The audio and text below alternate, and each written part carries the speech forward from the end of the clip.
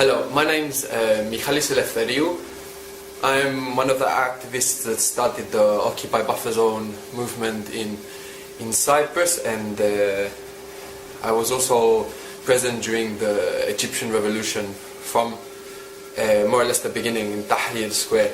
I just posted a statement online urging Egyptian friends to send video messages like this one to Turkish activists, and I said I would do the same, so this is it. I think it's very important for us to learn from each other's experiences in this global uprising, which we know is not just about a park and it's not just about Turkey. It's about one system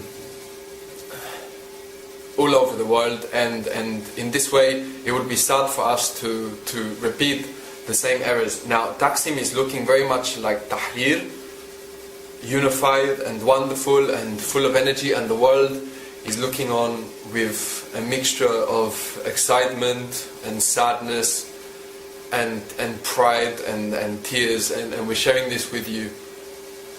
There is some rumble, there is some comments from the army which are worrying, and I wanted to share with you the experience of the Egyptian revolution so that the same thing doesn't happen in Turkey. Most of what the world heard about the Egyptian revolution was some glorious photos and images like those which are coming out of Turkey at the moment, and since then it went quiet. Well, the Egyptian revolution so far has been a complete failure. Why?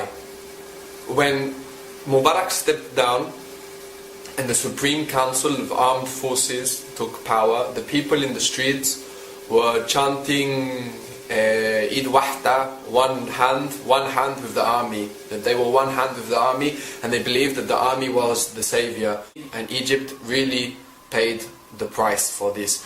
The army pretended to be the savior of the people, and of course if the army was going to take power, what they least wanted was a society like that starts a revolution.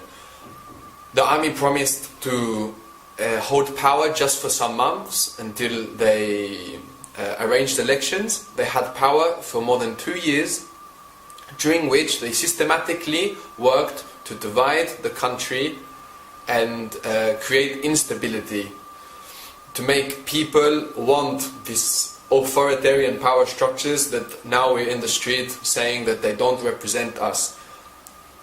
I understand that people might feel like this could never happen in Turkey.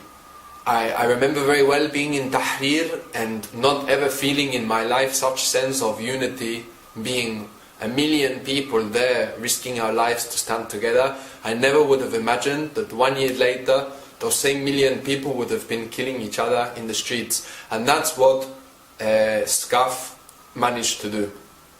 Now, my point is only that we have to be very careful to not accept false victories.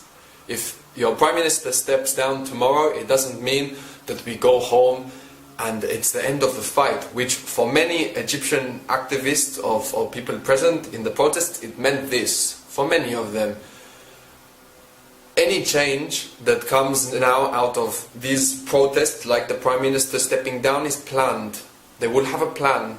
He's not just going to step down and there's going to be a victory. There's going to be a plan to take the power back, or there's going to be a plan for somebody else to take the power. It's very likely that the army steps in now, as there is a friction between the army and the state in Turkey, that the army steps in now, acting like the savior of the people.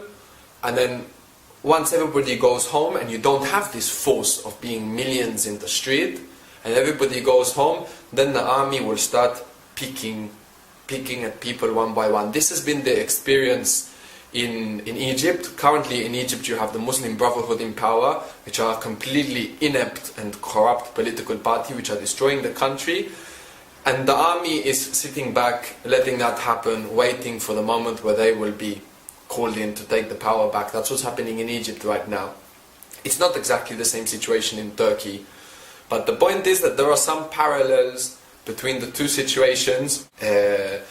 There are two parallels between the situations where it will be very, very wise to investigate everything that happened in Egypt, to have contact with Egyptian activists, to share experience, so that the same thing doesn't happen again. What we least want is such unnecessary losses of life. The people that have died and been injured so far is already so completely unnecessary.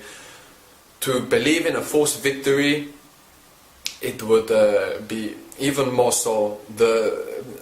We as the people have to take the power. If anybody comes along, such as the army, that claims to take the power for the state, to take the power from the state for the people, please do not go home. If the army steps in and takes power, there's no question, there's no two ways about it. It means bad news. That's my message from my experience in Egypt. I wanted to share it with you. I'm following everything here. I have very, very dear friends in Turkey. I'm following with my heart, and I wish you